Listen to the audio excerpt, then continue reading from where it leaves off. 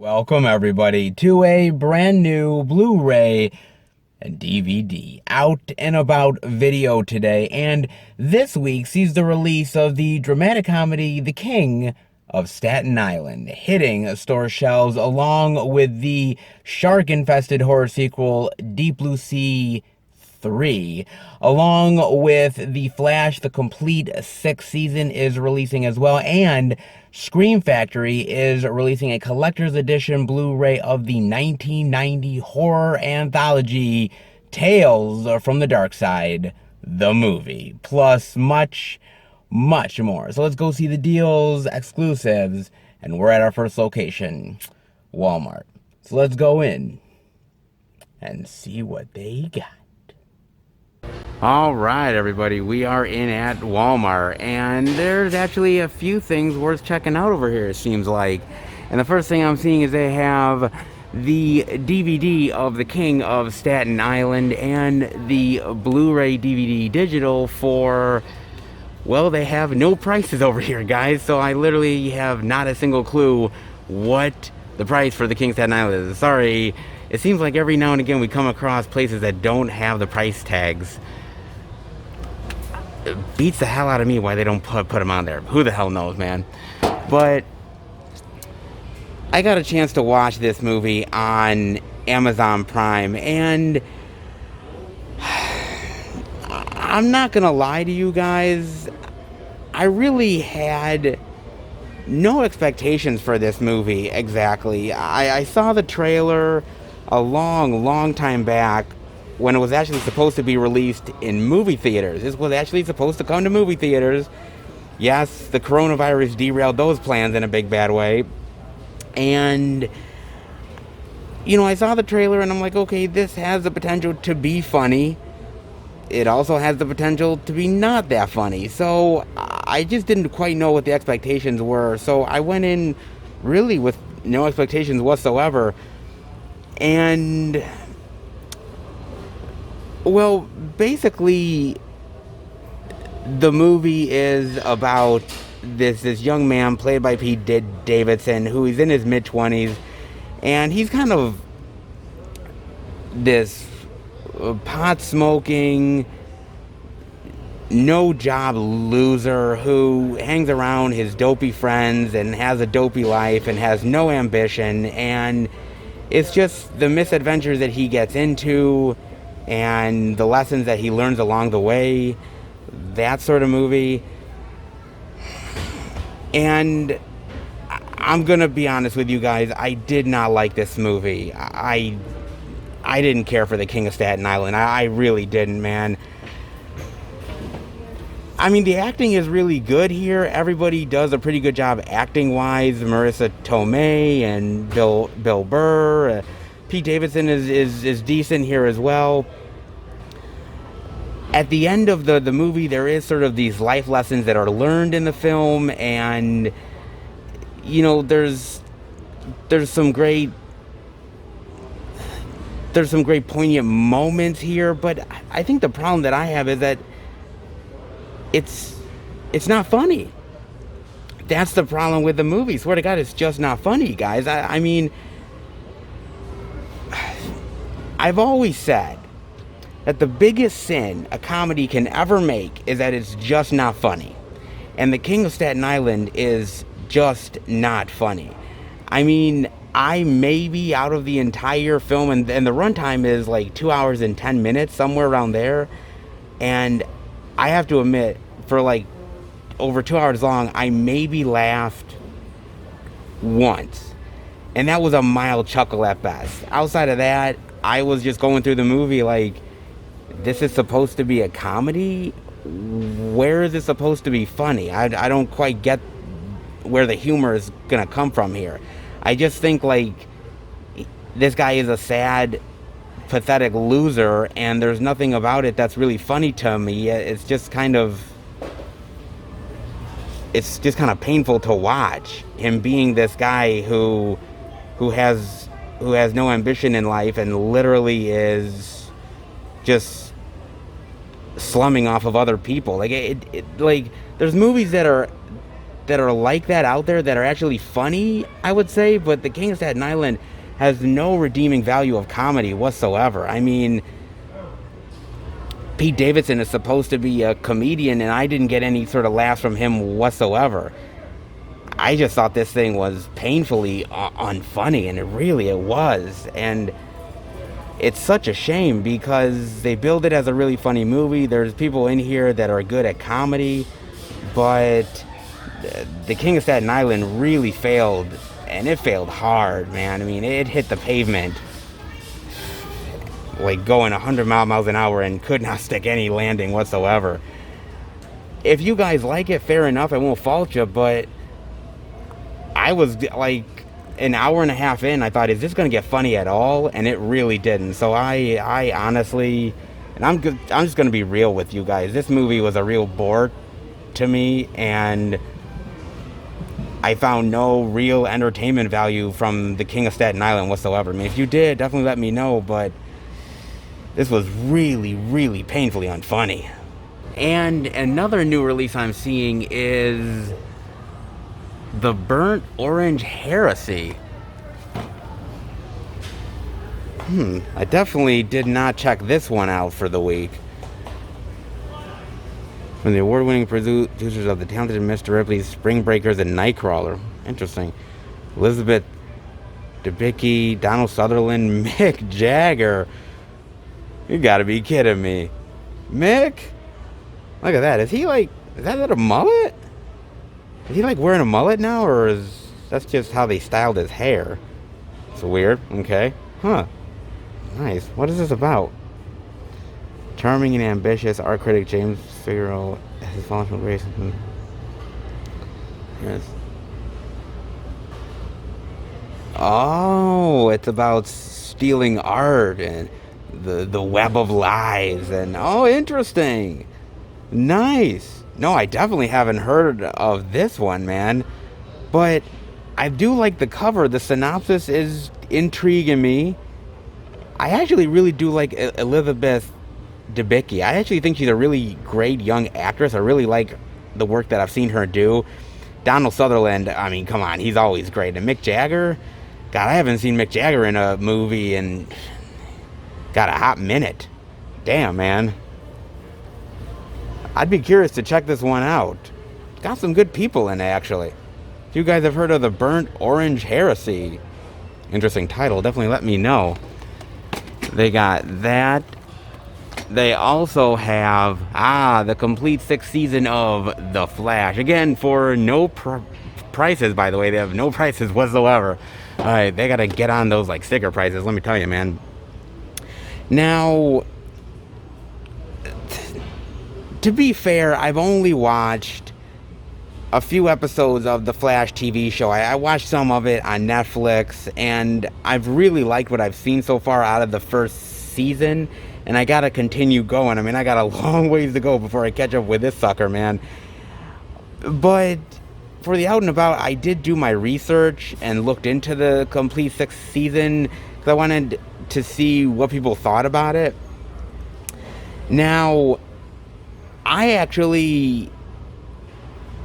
can't say I've always been a fan of the Flash. I think the Flash is an interesting character. I remember that old school TV show years and years ago, man. I think from like the 90s. Man, what a blast from the past that one is. But I always thought this was a really cool show. I like that they really dive into the more comic book aspects of it.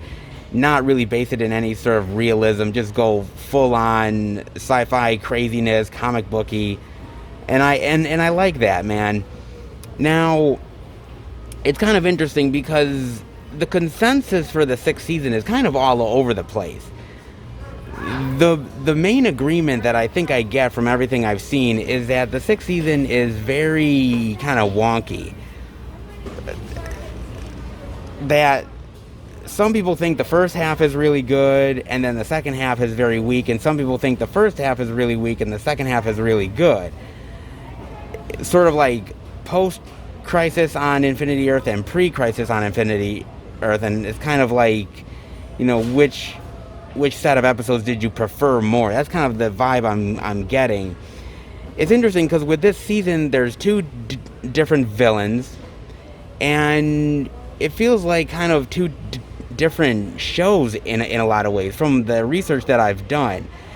I think from what I'm hearing the most from people who really enjoy The Flash and the reviews that I've checked out is that they really like the show. They really like the guy who plays The Flash, and some of the characters are unique and interesting, but they feel like the show has kind of lost its way, that it doesn't quite know exactly what it wants to do anymore, and that in a lot of ways it's kind of fallen off the wagon, that the first few seasons were probably the best of The Flash, and then ever since then it's kind of lost its way, trying to still get those highs from the earlier seasons, and they can't quite get as good of villains or as plots as they want. The Flash has a wealth of great history in the comic books, so it's not like they don't have any great plots to go off of. I'm kind of curious as to what you guys think. Is the sixth season still not as good as the earlier season? Is it starting to bounce back? What did you think of like pre-crisis and then post-crisis? Do you think like it was a very wishy-washy season? That's the consensus I've gotten from most people. Now again, I'm only on the first season, so as I said, I got a long ways to go. But I'm liking what I'm seeing. But if it's gonna kind of really kind of falter by like the third or fourth season, then I don't know if I want to get into it. I mean, definitely let me know what you think about this one, guys. Very interesting for that one. And that honestly seems to be it. There's the 3 releases here. There's actually nothing else to show off over here. But I gotta laugh, guys, because this week, you know, Deep Blue Sea 3 finally came out in a wide release, and Walmart does not have it this time around. They had it pre-release. They had it like before it came to any of the other stores, but now that it's like wide, yeah, nowhere to be found, man. It's kind of weird, but whatever. Still, at least we got to see a few things. Not half bad, guys. All right, pretty decent. Let's head out. I wasn't really expecting much here this week. I'm not gonna lie to you guys. I really wasn't, man. I mean, there was a few releases this week that would definitely be in the stores, like Flash and a couple other things, but I'm like, Staten Island is a big release? Maybe. I mean, I am glad to see it on store shelves, though, because a lot of these movies that have went straight to streaming because of the coronavirus, sometimes I'm always like thinking, oh man, like nobody really got to see them. And even though I may not like some of them and some of them I enjoy, I think it's still worth it for people to find them. So for them to be on physical media, I think that's where people are really going to find these movies. And so it's good that outside of the streaming option, they get to come onto a physical disc and people still get to enjoy them. So I am happy to see that, not just with The King of Staten Island, but with a lot of other movies as well. I mean, this Walmart always doesn't carry much anyways, but hey, a few titles is definitely better than none. In some weeks, we have definitely seen none. So this is much better indeed, guys. Trust me. Not terrible, not great, but just decent, and I'll take decent. Hope you guys enjoyed it. Let's head to the next location and see what we can find. All right, everybody. We are at our second location, Target. And before I go in, you know, it was really interesting, right? So I'm at Walmart today. Before I leave, this woman with her 2 little kids come up in the entertainment section, and they're looking at the movies, and they want to get Scoob. Okay, cool. And she's looking, it's like they only have the Blu-ray and the 4K, and I'm just looking for the DVD. Where's the DVD? And she's saying to her kids, well, what else do you want? And she's looking at other stuff, you know, and she's like, oh, well, as long as it has, I'll take the Blu-ray, as long as it has the DVD. And I found that very interesting because I recently read a report on digitalbits.com about the state of physical media. And that report is not a great report, man. It talks about how physical media is crashing, burning, dying, whatever you want to say, that's what it's doing. And we all know where the trends are going. The coronavirus has made it even more obvious than it was even before. Look, physical media is becoming more niche. No one's ever going to fight that. We know that by now.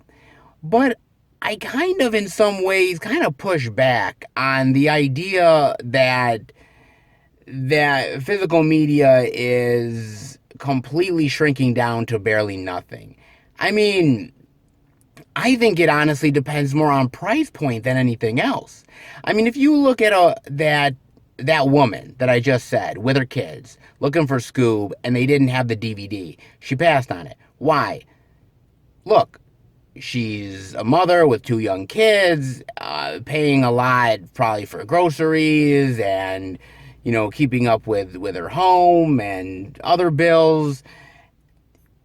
If she wants the movie, she wants to pay a certain amount of money. So she's not willing to pay a high amount for a movie for her kids, but she still wants entertainment for her kids at the same time. And that's why DVD, I think, is still prevalent to this day because of the price point. At the same time, she could have gotten the movie digitally. If you really think about it. If you really think about it, she could have said, why am I going into the store to try to find the DVD of a movie for my kids when I can just watch it on digital? So there is still a hunger for physical media out there, but I think the price point has to be right. And I think that's where we're right now fighting at this point. Is the price. Because there's a lot of people who are like, still, I want 4K, I want it now, everything 4K. And seeing that woman go for DVD or go for a Blu-ray that has a DVD in it says to me that I think the market still hasn't really adopted to 4K yet. I don't think the price point is still at people's desired level yet, even though I think it's gotten much lower. I think that, you know, Blu-ray has gotten much better as well, but I think people still want that Blu-ray DVD combo pack to still have that DVD in case they really need it. It's very fascinating, man. It's very fascinating because all signs point to the death of physical media. All signs point to it. You know, it's, you know, every quarter, 10%, 20% compared to last year. It's going down, it's going down, it's going down. I hear it every single time, ad nauseum. But at a certain point, I think, yes, the numbers matter. But I think you have to look at the trends when you're going into these places and seeing what people are buying. Because I still see people buying a lot of stuff. And by the way, because of a lot of these movies that are going to these streaming services and now getting releases like The King of Staten Island and a lot of other ones, Scoob, plus many more that are on its way, these people are finding those movies for the first time. So physical media will be very important for people finding those movies and hearing it from people through physical media. So I think, you know, even though streaming is up by, I don't know, like 36% or something like that from the report, I think streaming still has its many issues, and I think people are starting to see the cracks in those issues. And I think that even though the physical media platform is still bleeding out, I don't think it's bleeding out as much as people really think it is. I still see a hunger. I still see a lot of people embracing physical media more since the pandemic. And I think going forward through the rest of this year into next year, with a lot of things very shaky with movie theaters and, you know, will you, won't you go, I think you're going to see people continue to embrace physical media. I think you will. That's just my honest opinion. I don't know what you guys think. Definitely let me know. But I see where people are saying it's dying, and I see the niche part of it, but at the same time, I also see the hopeful aspect of people embracing it more. Maybe the price point is not what they want, and I think that's why you still see DVD and a lot of these older formats still alive when they should have been dead years and years ago. But I think that's only a good thing because that means that people are still embracing physical media. It might be an older format like DVD and not what people are really looking for, which is 4K. But I think you still need to see it as a positive that people are still embracing the format regardless. That's what I think, guys. Definitely let me know for sure. Speaking of going in to check out physical media, well, Target, well, hey, there's not many releases coming out this week, but there is a decent amount of TV stuff. So maybe we'll see that here over at Target. Hopefully, King of Staten Island, a few other things. Well, let's hope we see some plentiful stuff this week. Who knows until we head in, so let's give it a go. All right, everybody, we are in at Target, and actually there's a few things worth actually talking about this time around. Not half bad, man. And the first thing I'm seeing is they have the Blu-ray DVD and digital of the King of Staten Island for $24.99. Hey, Target actually has the price stickers. Who knew? They also have the DVD for $19.99 as well. Now, I don't know whether this is going to be controversial. I don't know, and frankly, I don't care. I don't think Pete Davidson is a funny guy. I don't think he's funny at all, actually.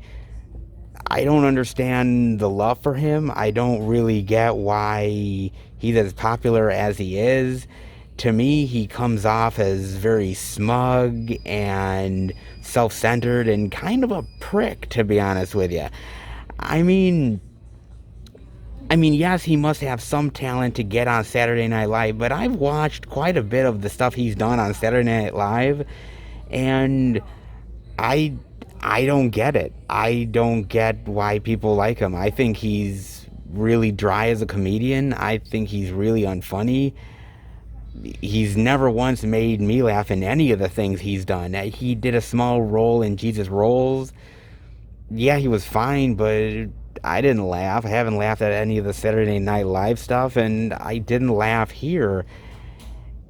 I mean, yes, I don't like him as a comedian, but also I don't like him as a person either, because he actually trashed the city that I live in. True story, guys.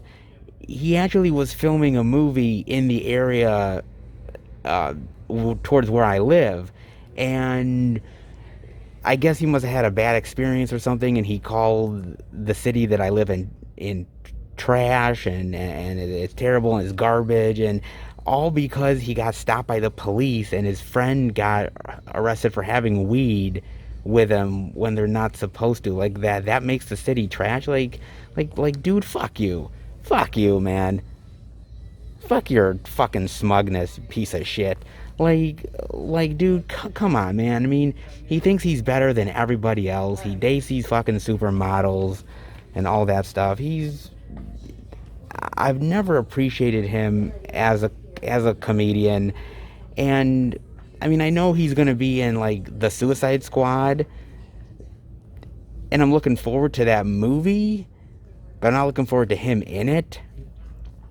I mean, I've always said, no matter who you are as an actor or a politician or a musician or whoever, you have to be humble. You have to be humble, and you have to understand that, you know, you're lucky to be where you are. And you should never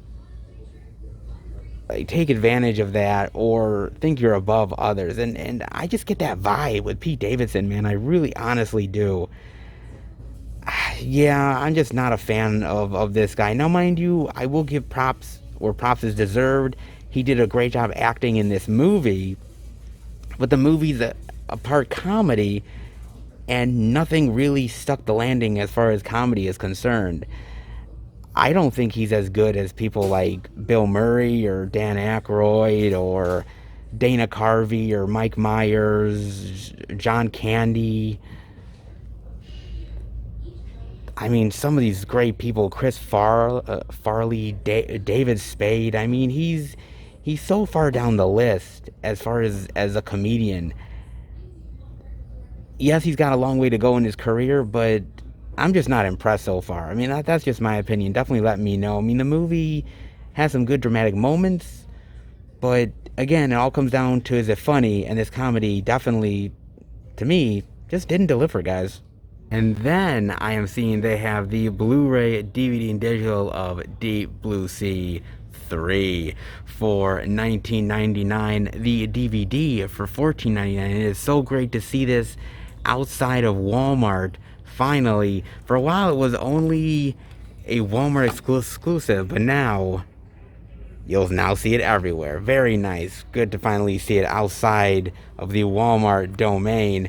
And I told you guys that I would watch the movie and talk about it when it got its official release. And I did actually see it, guys. I saw it through Amazon Prime, and I gotta admit, I was really scared to watch Deep Blue Sea 3, primarily because Deep Blue Sea 2 was really, really, really bad. That's not a good straight to DVD or Blu-ray movie at all. It's pretty crappy, and I think most of you guys would definitely agree with me. So I thought, oh god, another straight to DVD, another to Blu-ray shark movie. I'm like thinking, oh god. And you know people will be interested in it because it's got the Deep Blue Sea label to it. So of course people are like, oh, I wonder what it's gonna be. And I was like, okay, obviously I'm still gonna give it a chance regardless.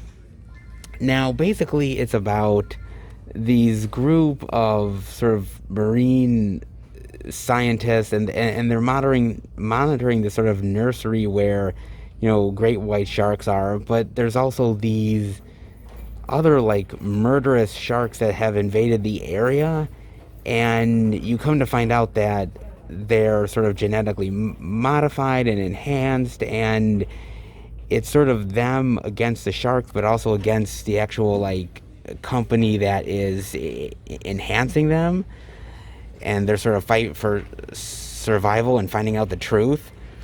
And you know, honestly, it's actually not a bad movie. I actually kind of enjoy Deep Blue Sea 3. Do I think it's exceptional? No, I really honestly don't. There's still a lot of stuff wrong with the movie, but I will give it some points for a few things. I think the characters are actually pretty decent. I got to know the characters, enjoy them. I felt for them. I thought the action was actually pretty decent here as well. The shark action, actually, there's not a lot of shark action in Deep Blue Sea 3. There really isn't. I was honestly expecting more. But I think because of, obviously, this is a straight-to Blu-ray DVD movie, it doesn't cost a hell of a lot, so they had to kind of cut costs a little bit. So seeing the animated sharks, you know, sometimes is a little chintzy, but you don't see a lot of it. But I will admit, though, that the gore and the blood effects are actually really cool here. People getting chopped in half, their heads being ripped off. Like, there's actually some really cool stuff in here that I thought was actually pretty clever and pretty nice for a killer shark flick. I thought it was decent. I liked the story. Like, I went in with really low expectations, and honestly, I was pretty well pleased by them.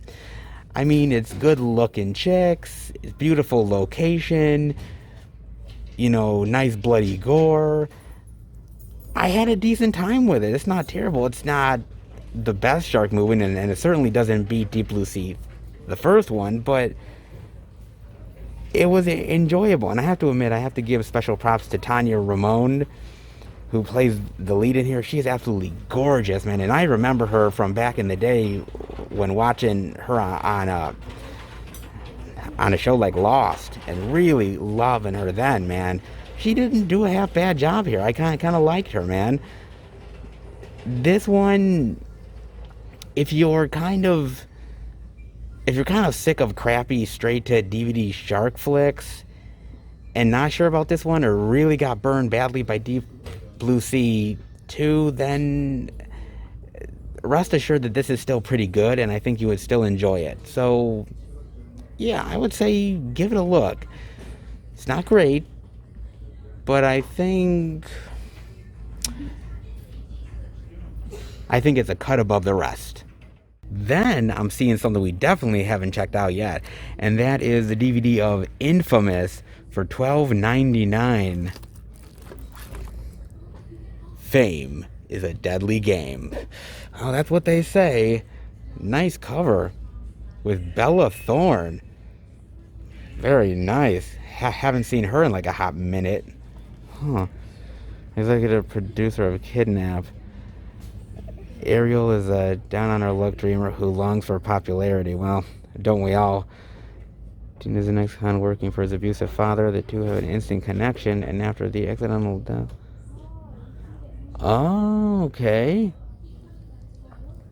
Yeah, so it's pretty much like a Bonnie and Clyde situation of them becoming famous because they're now outlaws, that type of movie. Okay. I mean, the last one that I really liked that was kind of similar in aspect to that is Queen and Slim. But that was more of like accidental. They didn't mean to. Here, they actually mean to and enjoy the fame because of it. Okay. I mean, I like Bonnie and Clyde. I like those type of movies. So this might be interesting to me. And Bella Thorne. God, I really do like Bella Thorne, man. Movies like The Babysitter, she was really good. And I think she's going to be in the second Babysitter as well, if I'm not mistaken. Didn't she direct a porno for Pornhub? Yeah, I think she did. She directed like a porn flick for Pornhub, yeah. Yeah, that was getting like all kinds of like publicity. Bella Thorne making a porno. Like, I never saw it, actually. Kind of interested if it's directed by Bella Thorne, but yeah, so weird, man. She's a very interesting artist. She does some really weird things, even pornos. Well, not in them, directs them, but still counts. Doesn't look half bad, though. Of that, they also have the DVD of Yes, God, Yes, for $12.99. Being bad has never felt so good. Very nice. Now, I got a chance to watch this on Amazon Prime, and I wanted to basically because of the synopsis, which is this girl, Alice, she's a Catholic student. She's very straight-laced. She follows the rules, and she goes to this sort of retreat for the weekend, and it really tests her faith and her sexuality, and she's kind of coming into her own sexually anyways, but the Bible sort of tells her not to do it, and people are really sort of restricting her, and it's her sort of finding herself in a lot of ways. You know, I have to admit, I enjoyed the movie. I think it was a good watch, but movies like this really frustrate me, and I think they frustrate me in the same way that a lot of these type of movies frustrate me, because I really don't like when these people use their religion to tell a lot of falsehoods and lies and manipulate people. And that's what I got with this movie, because she's among these Christian people, these young teens, these priests, and they're telling her, you know, look, you can't have sex, you can't touch yourself, you can't do anything, it's bad, the Bible says no, don't do it. And it's her sort of struggle with that, and it's a fun watch because there's some really funny moments, and they take the piss out of religion in a lot of ways. But then there's moments where you just want to reach through the screen and slap these people, and like what you're telling her is lies, and you shouldn't be using religion that way. You know what I mean? It's not the first movie to ever do this. There's many movies like it, but this one was actually really good, man. I really enjoyed it quite a bit. I like the acting here. I like the story that they're telling, and there's a really great scene that she has with this woman who's this bar owner, and the bar owner basically tells her, look, you can still have your faith, but you don't need to be beholden to every single thing that they're saying, and you need to explore your own sexuality and your own self and make up your own mind for things. And I really appreciated that message. I really appreciated the comedy of, even though these people are holier than thou, you realize that they're actually not, that they're actually really, really naughty. And it's kind of nice to sort of see the flip side of people preaching one thing and then doing the exact opposite. I thought it was actually really fun. A little bit of a frustrating watch because of the whole sort of religious aspect, but really fun. I like the idea of exploring your sexuality and who you are. It's actually not bad, man. I thought this was pretty good. If you like movies that sort of take the piss out of religion, then this might be one that is worth checking out, man. I actually had a really fun time with this one. Not half bad. Well, they actually have some decent stuff here so far. Not bad at all. Let's see what else they got. And now we are over in the TV releases, and I am seeing the Blu-ray digital of the complete sixth season of The Flash for $31.99, the DVD for $26.99. Now, one of the interesting things that I looked up when I was looking up the reviews for this season was, somebody brought up the idea of how many episodes a show like this gets, because this season has 19 episodes. Now, technically, it was actually originally supposed to have 22 episodes, but because of the coronavirus, the season got cut short, so they weren't able to finish. But see, this person in their review, they ended up arguing that perhaps with lesser episodes, it might have been a better season because it would have been more focused. And that some of the plot lines that kind of meander would have been cut out. Now, that's not a bad argument, actually, because if you look at, some of the seasons on HBO or, some of these other, like, cable networks, they have lower amount of episodes, like between 8 to 10, and the story is more focused, the plot is more focused, the characters are able to actually get to their destination a little bit more. They're not having to deal with a lot of fluff and a lot of, back and forth that you don't really need with all of the characters. And I think it's a little bit more straightforward than it would be otherwise. On the other hand, with more episodes, you're able to have more character moments, and you're able to breathe with the plot a little bit more in the characters, and you're able to, I think, have some really great, unexpected, really great signature moments on the show just with characters that you wouldn't have had otherwise. And that's technically true as well.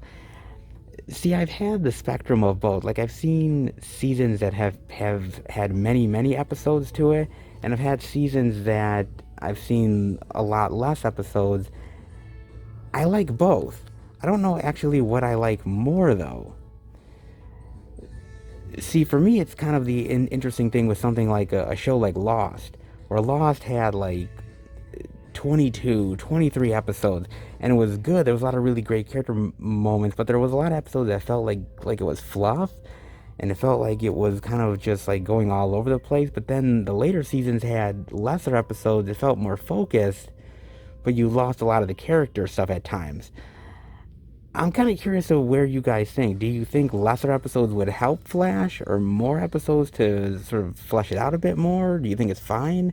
I'm kind of curious as to what you guys think about that. Definitely let me know on that one. Then over here, I'm noticing they have a lot of like TV stuff. Like a lot of different TV stuff, and I'm kind of noticing that they're probably bringing it in because they just don't have any other options because the shelves are getting bare, man. I mean, they have some of the Golden Girls stuff. They have first season, second season, complete fourth. Thank you for being a friend.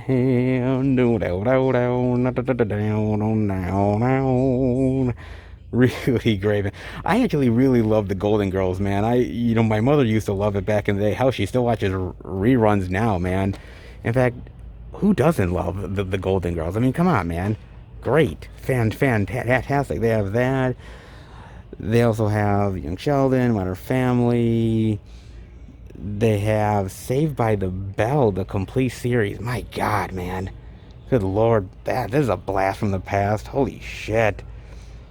Now, I did actually see a trailer for a new Saved by the Bell TV show. It brings back, like, a lot of the same characters, just now very older, and now they're, like, teaching at, like, Bayside High or something like that. It actually looked kind of interesting. But it sort of tells me that I've gotten really old, that now the characters that I knew and loved from Saved by the Bell are now teaching at Bayside. Yeah, it's a little surreal. In fact, it got a little surreal when, if you guys remember, Saved by the Bell had another spin-off where they went to college, which actually wasn't half bad of a show, but it wasn't as popular as Saved by the Bell was. But I still really enjoyed it, man. And then they had like TV movies and everything. Like, geez, man, like Saved by the Bell still is popular to this day. I could see why, man. It's a good show. A little cheesy, but not bad. That they also have the complete series of The Sopranos, so for $200 on DVD. I really do love this show as well. Mind you, I actually like the earlier seasons of The Sopranos versus the later seasons. I when Tony ended up having all that weird sort of dream sequence stuff, some of it's not bad, but then again, it got really excessive, and some of the characters I knew and loved at that point got whacked, and so I lost a little bit of interest. Still a great show though, and I think they actually filmed a prequel to Sopranos with James Gandolfini's kid in the lead role. So I'm actually really, I think that's coming out next year, which is actually really interesting. And rest in peace, James Gandolfini, fantastic goddamn actor. This is definitely what he's going to be known for, and deservedly so. Great series there. Not that. Other than that, not much else to show off here, but actually a decent amount overall. Same stuff over here as before. Oh, Rocky. Very nice. Have that. Not bad this week. I was expecting not a lot, but pleasantly surprised. Pretty good overall. Let's head out. So speaking of the Golden Girls, guys, speaking of that, I found this over here. They have Forever Golden, the real autobiographies of Dorothy, Rose, Sophia, and Blanche. Very interesting.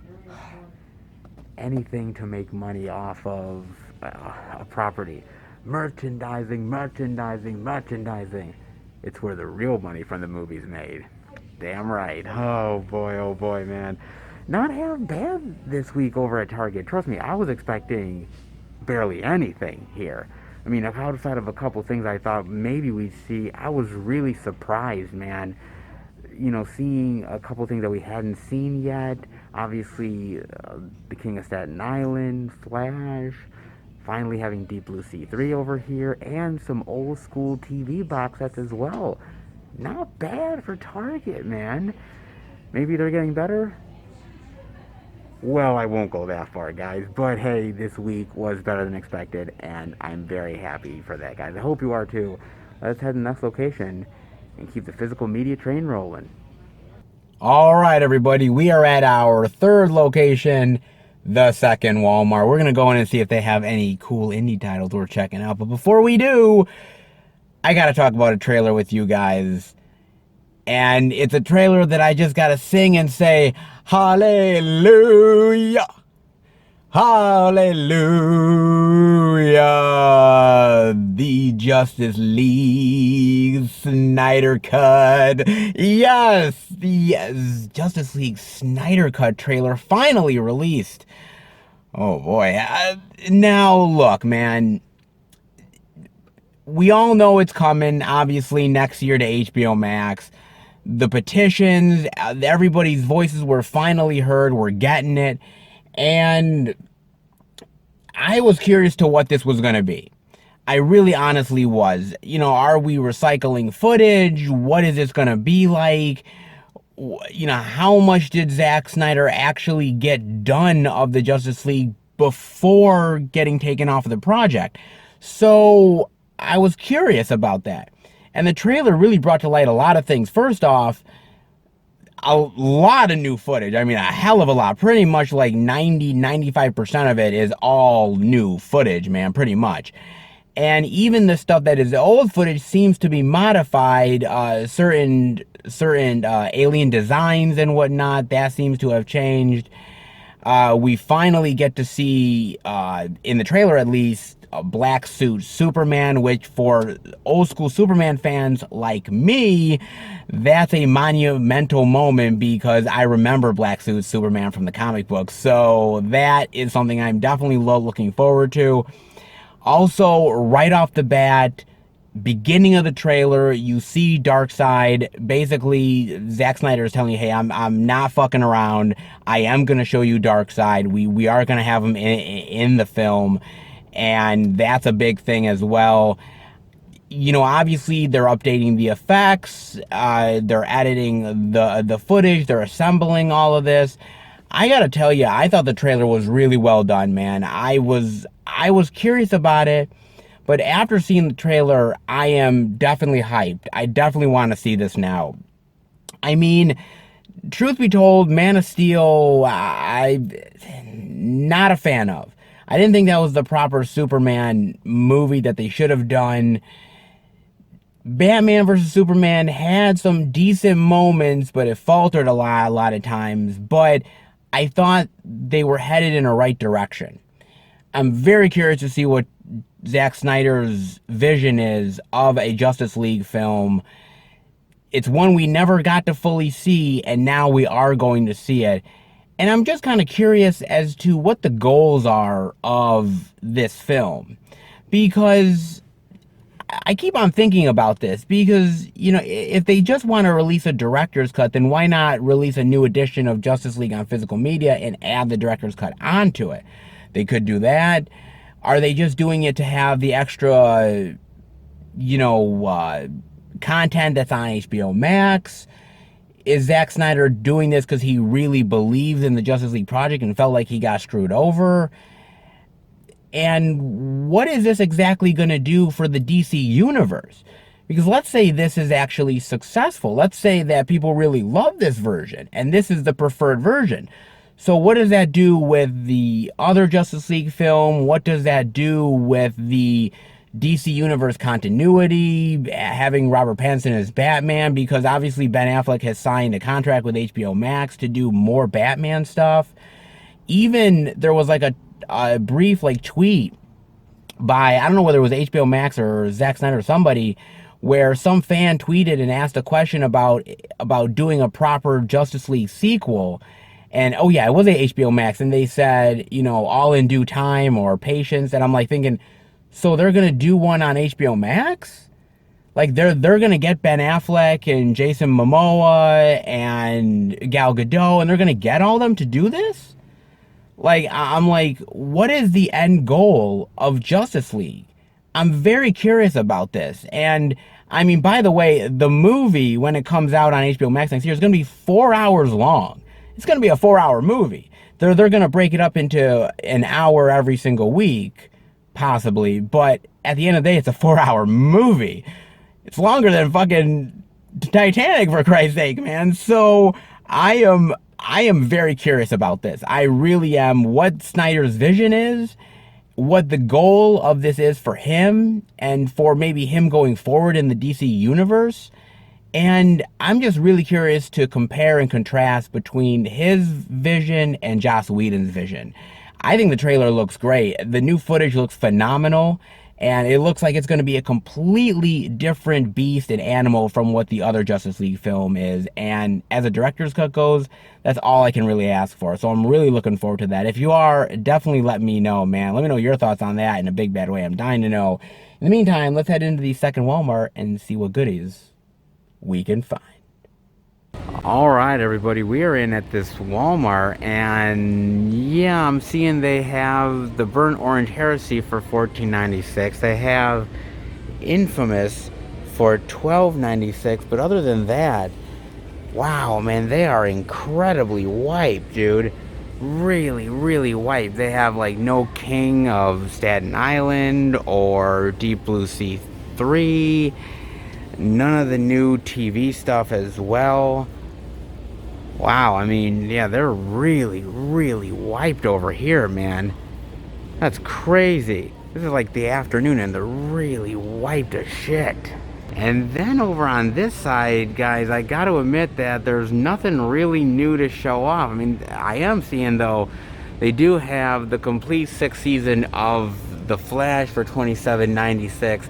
And the only other thing I'm seeing that's relatively new is One Night in Bangkok for $14.96. I know this came out this week as well, with Mark Dacascos and Kane Kasoji.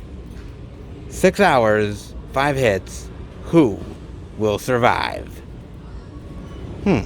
What is this about? One night in Bangkok and the world's your oyster.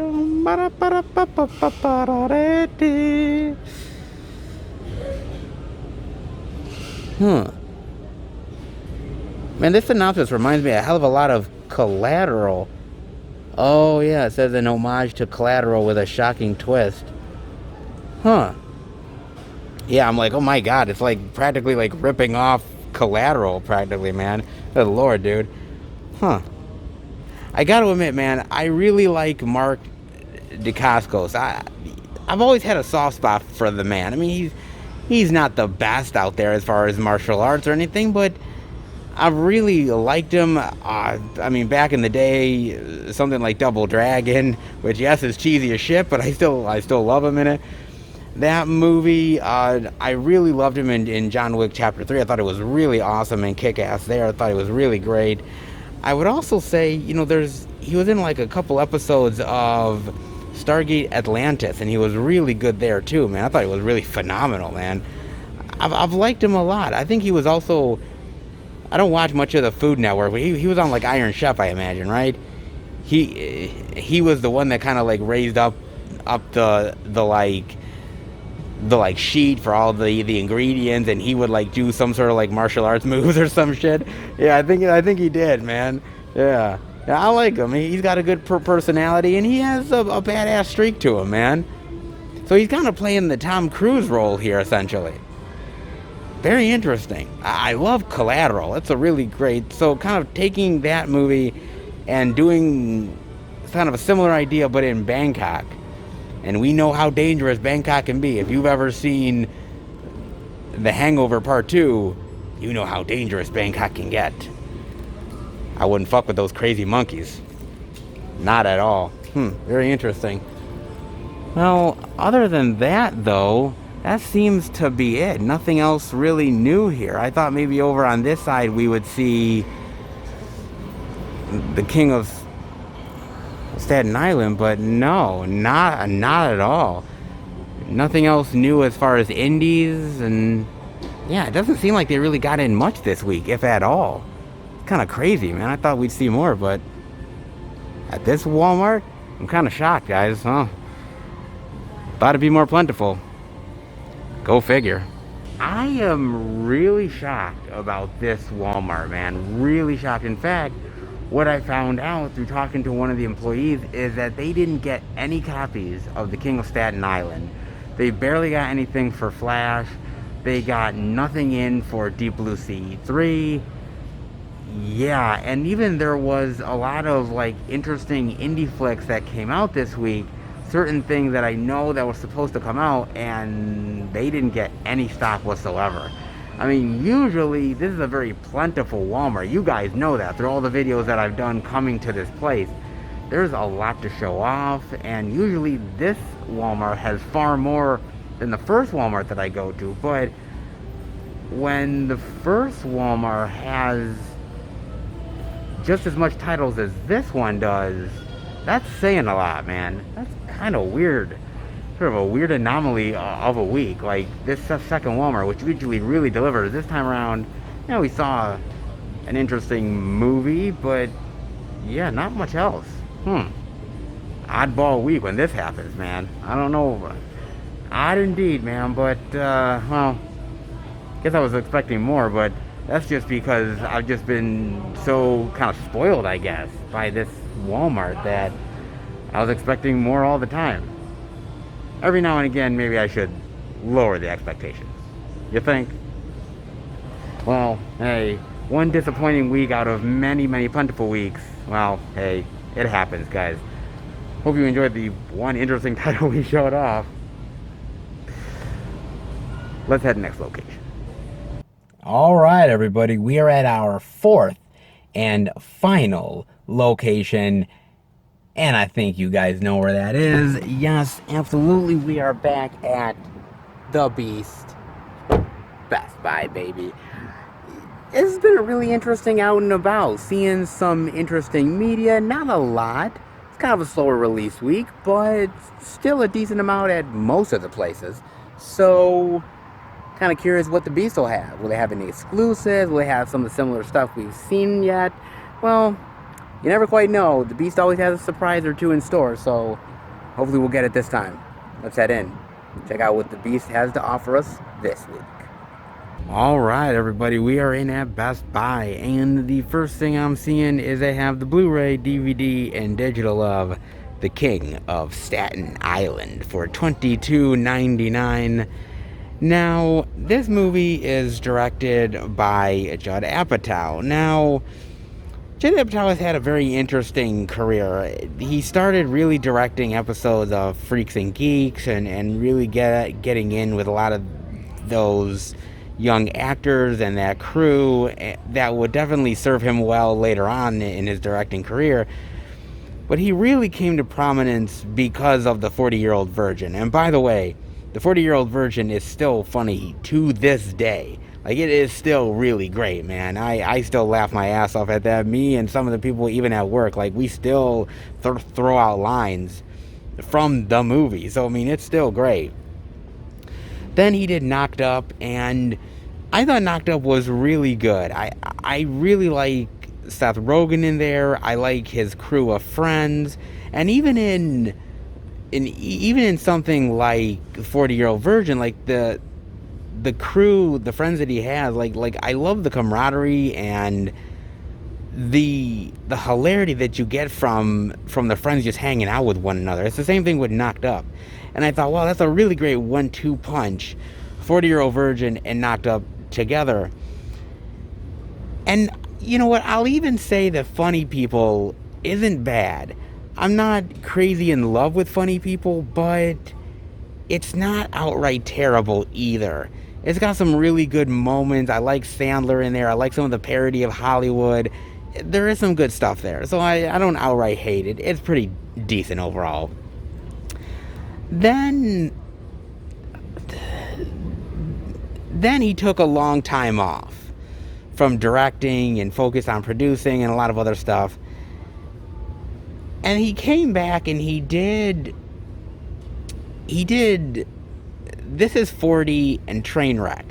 Now, I don't outright hate This Is 40. The reason why I like it is actually because of Paul Rudd. I think he's really good in it. Trainwreck, not so much. I'm not a fan of Trainwreck. It just didn't do it for me.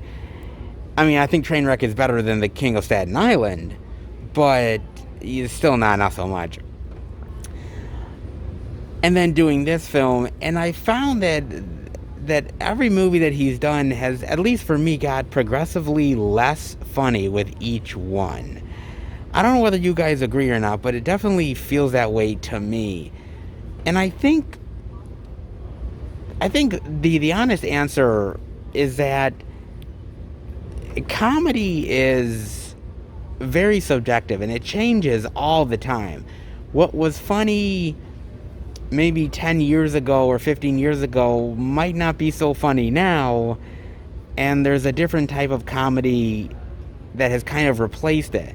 And I think the problem with Judd Apatow is that I don't think he's exactly changed with the times, and I don't think that has the best, strongest material or the best, strongest comedic actors now to work with than he did back then. I mean, you look at Steve Carell, you look at Rogan, you look at Rudd, you look at all these people, and he had some heavy hitters in those early films, Sandler, and I think in a lot of ways they made those films better because those actors really know comedy and they know their stuff. And even if Judd Apatow doesn't really know what he's doing, or in some ways not as great directing comedy, he's got those actors that can really build you up. I think that actors like Leslie Mann from This Is 40, who is funny at times, but that movie didn't really win her any points, and Trainwreck didn't win him any points either. And I just kind of feel, to be honest with you, that I kind of feel like Judd Apatow's kind of lost it, is my honest opinion. Even the scenes in this movie where, like, he has his friends hanging out together, and the comedy of the friends, you know, chilling out with one another, smoking weed or something, like, that could have been cool. That could have been played for laughs and hilarity, but it's all missed opportunities. Where if you look back at a movie like Knocked Up, or if you look back at a movie like the 40-year-old virgin, like, the friendship stuff between those guys and hanging out together is absolutely essential. It's hilarious. Like the whole scene in 40-year-old virgin where they're playing the video games and they sort of joke like, well, I know you're gay. Well, you're gay because, you know, and it's like, and they sort of joke on each other. And even the whole, like, poker scene where they're talking about boobs and everything, like, that's still classic to this day. There's nothing in The King of Staten Island that is anywhere close to that. Nothing at all, man. And I just kind of feel like in some ways that, to me, I kind of feel like Judd Apatow has sort of lost his grip on comedy. Is it just me? I kind of feel like he really has. Like, again, he was good in those early movies, and people really praised him as this huge comedic genius. But in reality, he had a good streak of 2 or 3 movies, and now we're starting to see that without the proper talent involved, he's not as strong at directing comedy as we think. He's never going to be a Harold Ramis. He's never going to be any of those type of people, or the Zucker brothers. He's never going to be those types. He really isn't. And Ivan Reitman, I mean, he's never going to be those great comedic directors, because I don't think he changes with the times, and he hasn't upgraded his comedy. Or in some ways, I think we're starting to see the signs that maybe he never quite knew what he was doing anyways, and he had great comedic actors to always sort of, you know, fall back on. But with Pete Davidson, not so much. I mean, that's my honest opinion, guys. You know, I like Judd Apatow. I think he's a good guy. There's, again, those 2 or 3 great movies, but after that, I don't think he's really as good as we hope he was gonna be. Again, I think that kind of comes to light very much in The King of Staten Island, but I hope he bounces back, because I think he can be good at comedy if he gets the right material and the right people to work with. Definitely let me know what you think of that, man. And I gotta admit, there is a lot of features here. I mean, production diaries, featurettes, a tribute to Pete Davidson's father, and a lot more. So, I mean, this movie is very personal for Pete Davidson. His father was also a firefighter and died in the line of duty. So there is a lot of poignant stuff in the movie. I just wish that it was better, and I wish that it was funny. And it just isn't, and it fails at a lot of things it's trying to accomplish, and that's just really sad, man, because it could have been great, and missed opportunities. And then I'm seeing they have these 2 limited edition steelbooks for movies I definitely have never seen. Both are Studio Ghibli films, Kiki's Delivery Service and Nausicaa of the Valley of the Wind. Both are directed by Miyazaki. Interesting anime flicks. I've said it a million and one times, and I'll say it again. I'm not really a fan of anime, and I know some of you guys have went out of your way to recommend me like certain anime stuff for me to get into, and it's just never a genre that I really ever gravitated to. And I've gravitated to a lot of genres, but anime was not one that I did. But my girlfriend is actually trying to get me into more anime. She actually is an anime fan herself. Not like hardcore or anything, but she's kind of slowly bringing over stuff for movie night and kind of be like, oh, hey, what about this anime or this anime? And I'm kind of like, and I pick the other thing. And she's like, one of these days, you're going to have to pick an anime. I'm like, oh, boy. Like I said, I've watched the Animatrix, and the Animatrix is really great, and a couple of like Avatar: The Last Airbender stuff, but not so much any of this stuff. But I know Studio Ghibli does an amazing job with anime, and I think they're one of the best out there. I know some of my friends really love it, so they are great, and my girlfriend owns some of them, so maybe one day I'll get into them. Let me know whether I should, guys. Give me your honest opinions on that. Then I'm also seeing over here they have Chicago Med Season 5 and Chicago Fire Season 8. You can't have one without the other. Very, very nice, guys. Oh my gosh, Season 5 and Season 8. Is that? Wait a minute. That's Oliver Platt. God, I never knew he was on Chicago Med. Man, I love Oliver Platt. Oh, dude. And I love him in a lot of stuff. Really great actor, man. Oh, dude, he's awesome. Love Oliver Platt. I can't believe he's on Chicago Med, man. That, and then, of course, Chicago Fire. Now, actually, these are executive produced by Dick Wolf. Now, if you guys know anything about Dick Wolf, he created the whole Law and Order universe, man. And he's, I watch some of Law and Order. My mother loves Law and Order, man. She loves SVU and all that stuff, man. She eats that shit up. Again, I'm not huge into it. It's not usually my thing, but I got to admit, man, that Dick Wolf is really a genius, because he hit on a really great concept, really great idea, and has made a really great series out of it. Series that have lasted a really long time. I mean, look at Law and Order, man. They've lasted a shitload. So Chicago Med and Chicago Fire could be around for a very, very long time.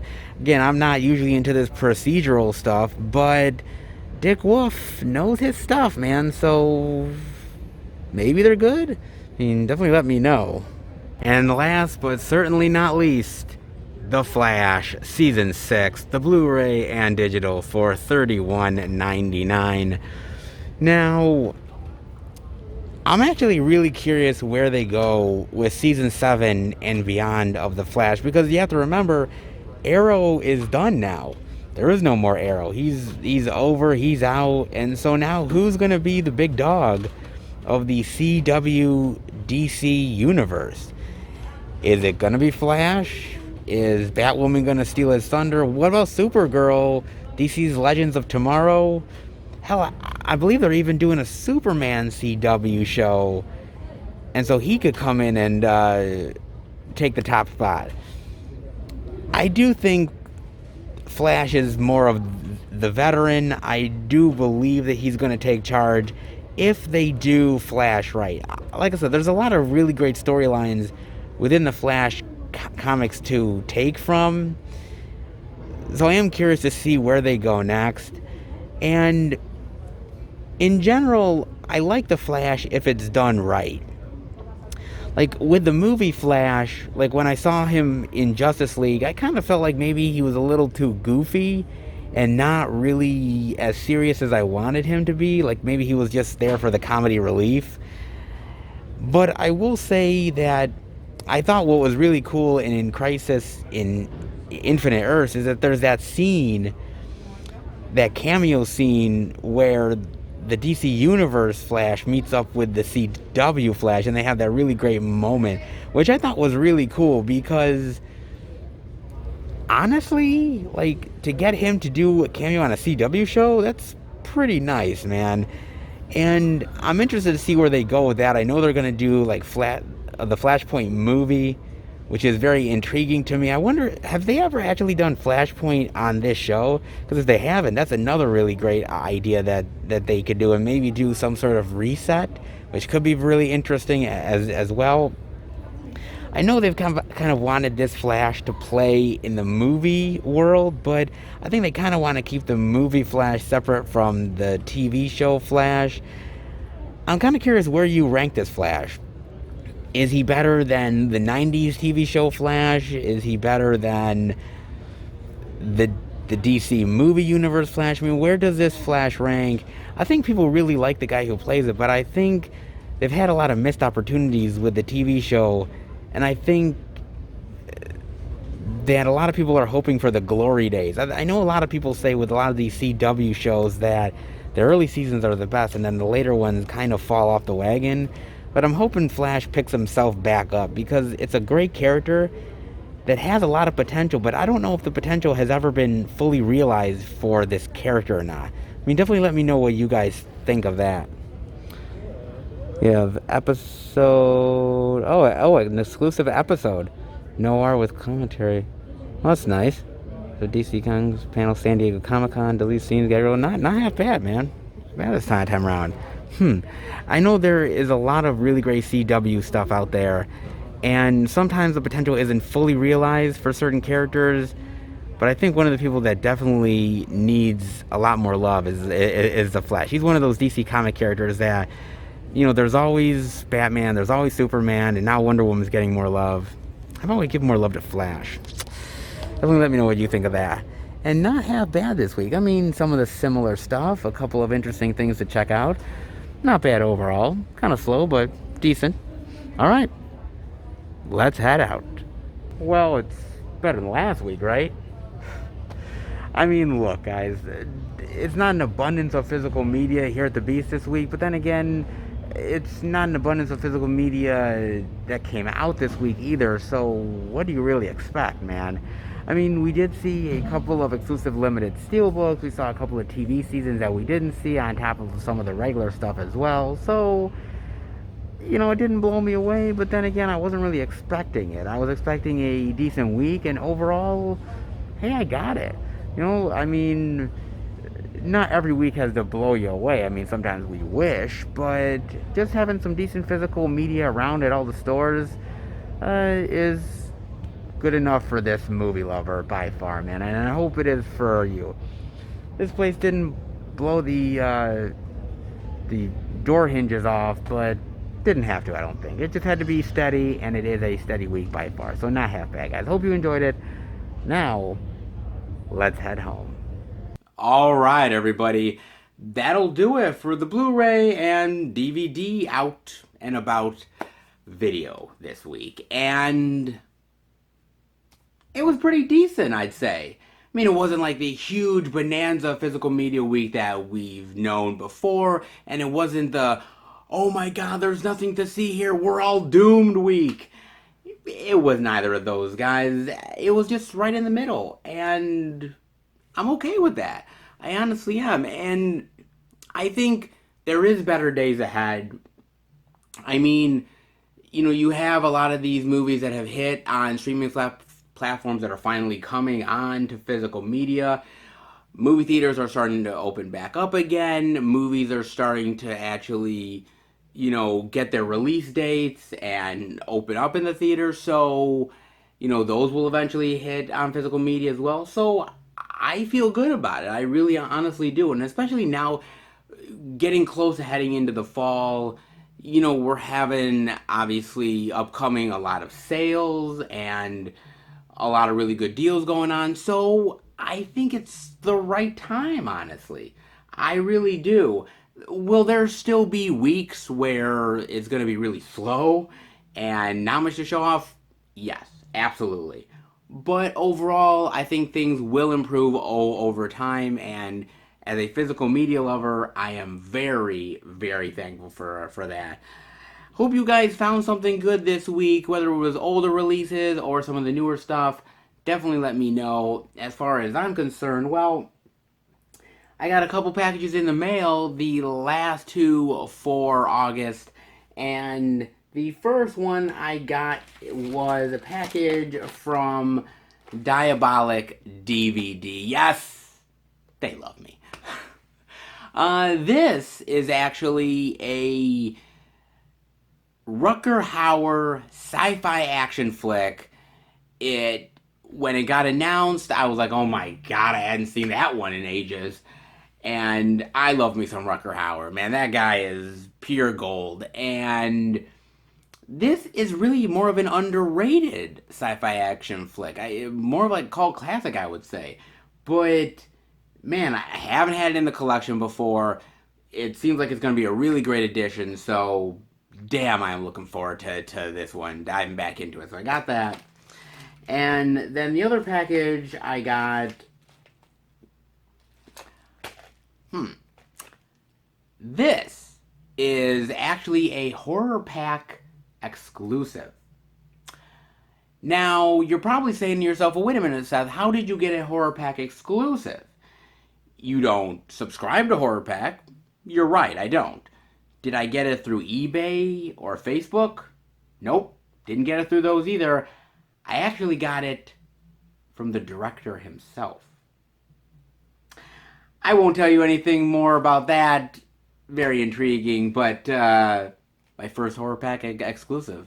Not half bad, guys. But you will not get to find out exactly what I picked up until my Blu-ray pickup video for August, which will drop next month. It'll show off all of the titles that I got for the month and some really great, unique gems, out of print, exclusive, very great stuff. But before we get to that, well, we have to get to the July pickups, and I will hopefully be releasing the July Blu-ray pickup video this upcoming weekend.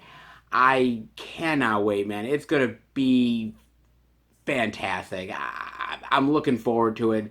You know, I've got a lot of really cool Vinegar Syndrome, a lot of limited and collector's editions, some odd titles, and the search for Fulci continues.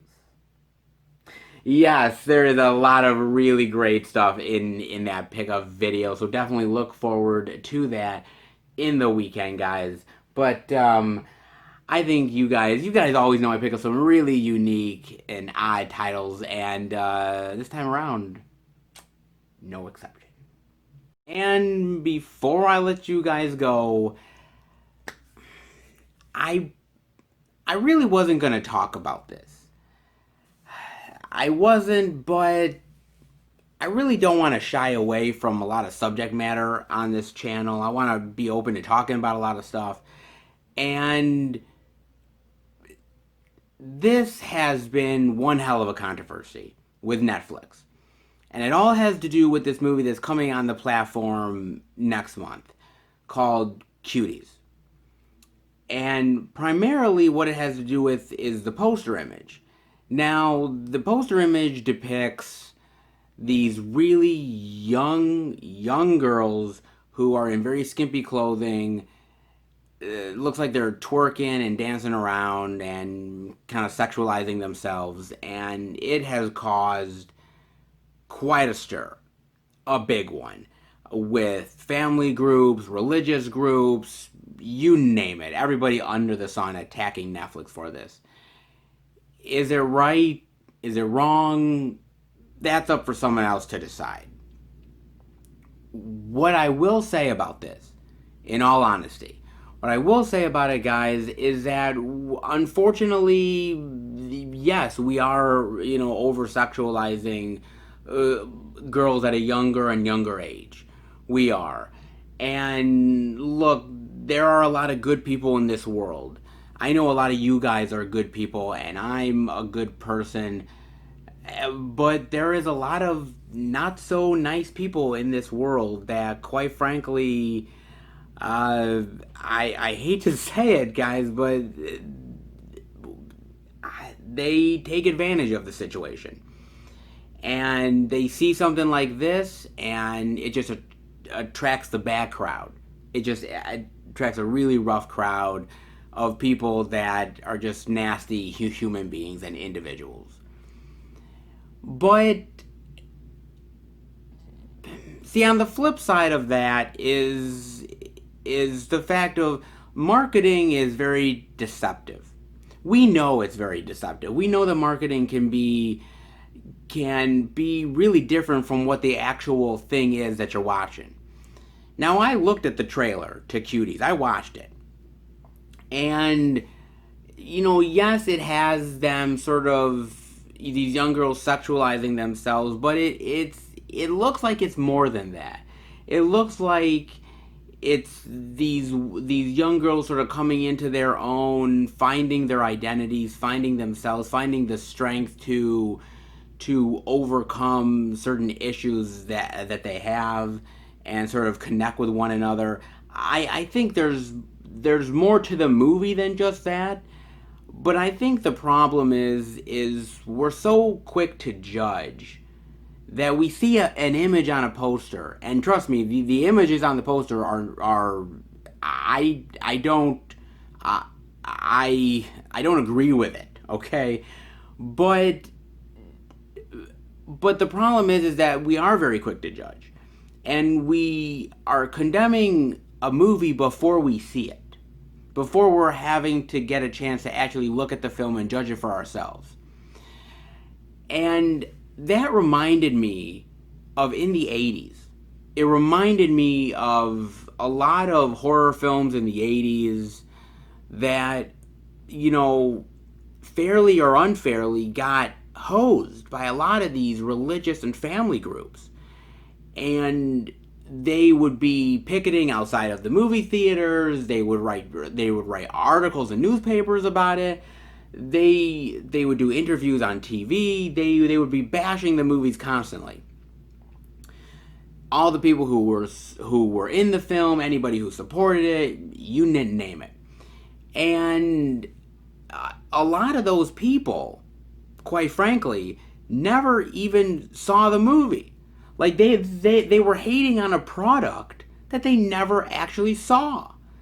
And so it was so weird because they were hating on a movie that they never even gave a chance to.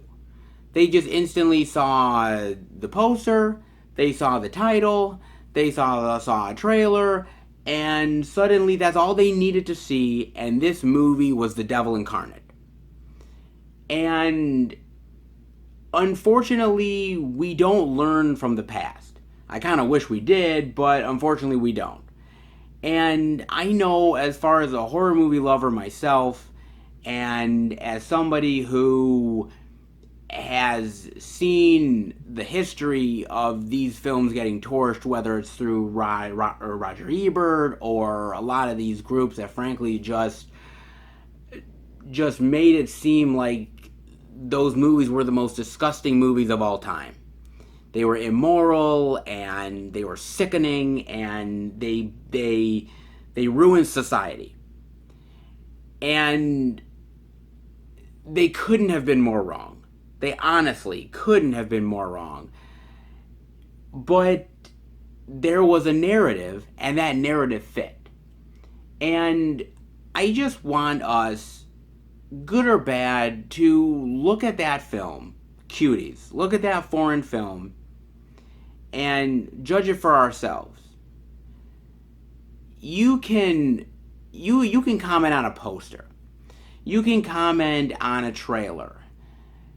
But I've always said to you guys, good, bad, whatever, to give movies a chance.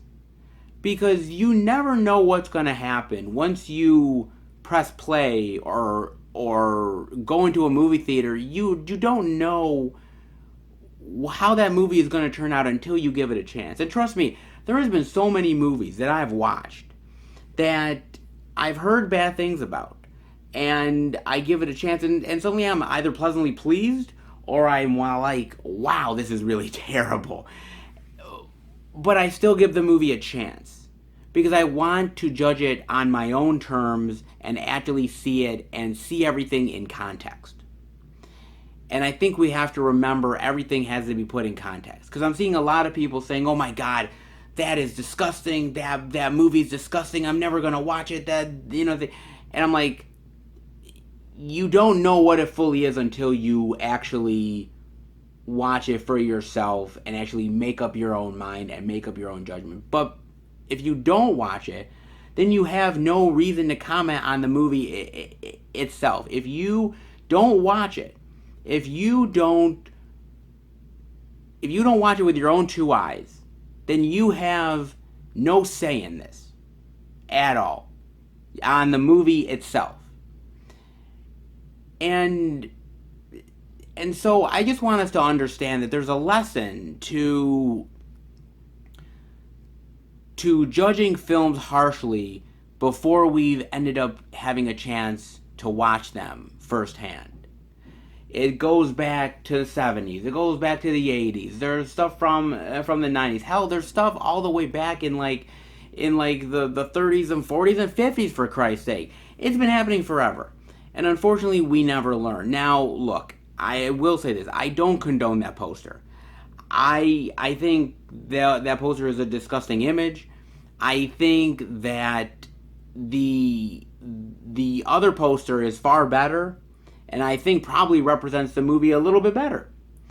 Unfortunately, Netflix, went out with a poster that was definitely talked about, and it gets people talking about the movie, but probably in the wrong way. Do I blame Netflix? No, I don't blame Netflix in a lot of ways, because Netflix gives a lot of movies a chance that maybe wouldn't have had an audience otherwise. I mean, you look at this foreign film, right?